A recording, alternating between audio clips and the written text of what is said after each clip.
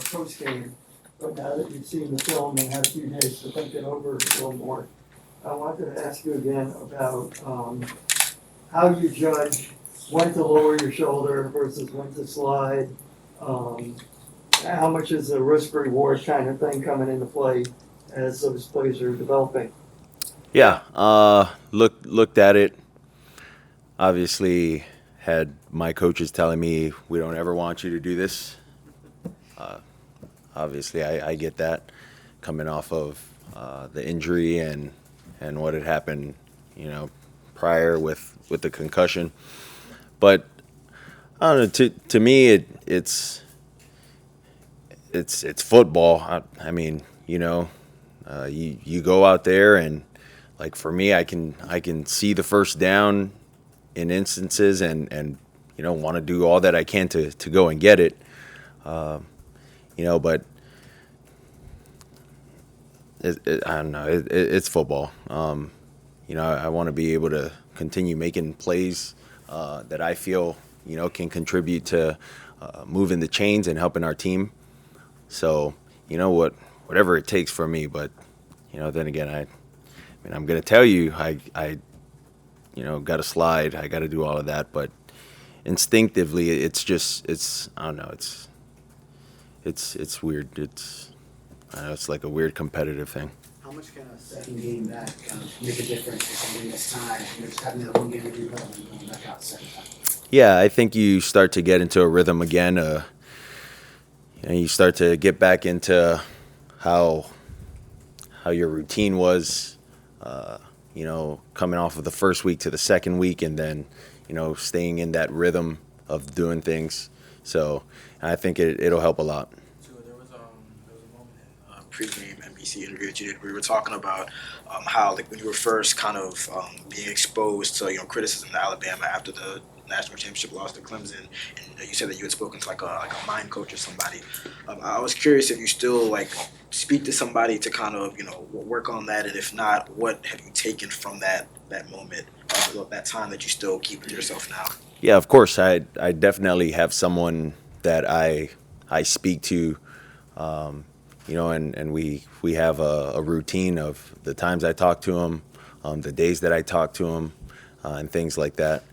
But a lot of that has helped me, going through this entire process for myself, and it's kind of helped because a lot of the things that me and the person that I kind of have in my corner talk about is a lot of the things that Mike sort of reiterates, and Mike doesn't even know who the guy is that I talk to. So, I think that's cool, and it helps me work on things that I need to work on in that sense. So, you know. Tua, when you look at the first drive on Sunday, how do you recreate that magic throughout the game this week? Well, every game is different. We like to, like our saying is, every play stands on its own merit. We like to think the same for every game. We understand that they're a really good team.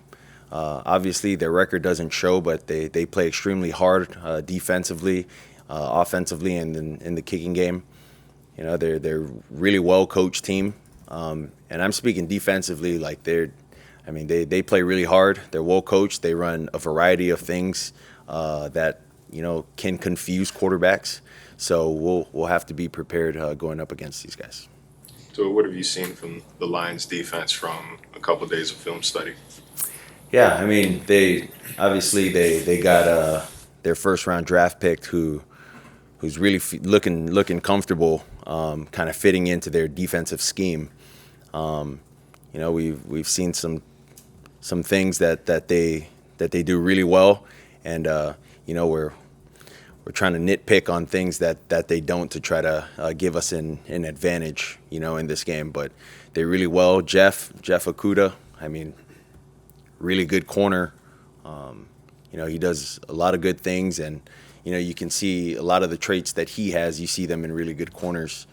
He's really good getting his hands on DBs or on receivers. He's really good, with sort of keeping track with fast guys or lanky guys once he gets his hands on them. So, we'll have to work our matchups, and then also they're a really good disguise team. You mentioned they're better than their record indicates. As a leader on this team, do you have to remind guys not to look at a team's record when it's a losing record, or you guys just generally know that? Yeah, I would say it's not something that is necessarily spoken out in the locker room where guys are like, this is going to be an easy win. But it's never bad to remind, the guys that, this isn't just like a college team we're playing. These guys get paid too on the other side of the ball, whether you're playing offense, defense, or special teams. So, they got some really good players. And I know they're still trying to figure out how to put everything together, but it doesn't discredit a lot of the good things that they do. So we heard Wes Welker, and I know you're not in the receiver room per se, but we heard Wes Welker last week say Tyreek tends to turn a lot of things into a competition. Mm-hmm. Recognizing coverages, first to sit down, something like that. I was wondering if that's something that you've noticed or participated in. Well, yeah, he's a very competitive person. I've known that since the day he's come in, and whatever it is, ping pong. Although the ping pong table's still not back, I don't know. You guys got to ask Tyreek about that. In everything. Dude loves to play Fortnite. He's very competitive in Fortnite too. He loves to stream. He wants to be the best streamer. I'm at least thinking he does too. But yeah, since I've met him, he's been a very competitive person always. Tua, you guys are doing really well when you look at numbers like yards per play, yards per game, but the points per game aren't matching up with the other two stats I cited.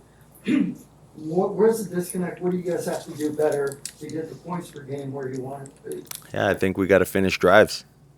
At the end of the day, we got to finish drives. We can march down the field to the 10-yard line and kick field goals every time, or we can march to the 30 and kick field goals every time. But that doesn't matter if we don't, if we're not able to finish, and put the ball in the end zone. So, that's something that we definitely got to hone in on, and we got to get better with as far as communicating, executing, and things like that. Tua, we learned today about Brandon Jones' injury. When you were out, your teammates rallied behind you. They wanted to win for you. Is this a similar scenario? Is this another motivation and added motivation to the team? Yeah. Brandon has, I don't know how many of you guys talked to him, but Brandon has a pretty big impact, on that defense. And outside of, his impact on the defense, dudes love being around this guy.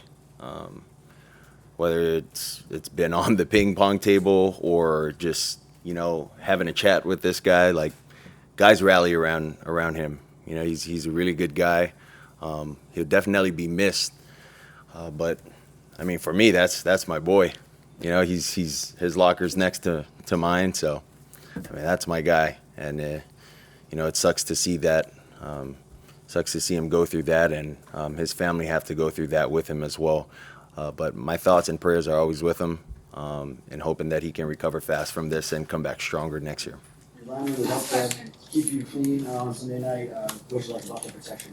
Oh, I loved it. It was great. I think Mike schemed it up really well, too, only because we were getting the ball out quick, and it was kind of hard, I think, for their D-line to get a feel with their rush patterns and then also get a feel of where the spot was for the quarterback. So, we're moving spots in the back there and not just catching the ball and dropping back. So I thought they did really well.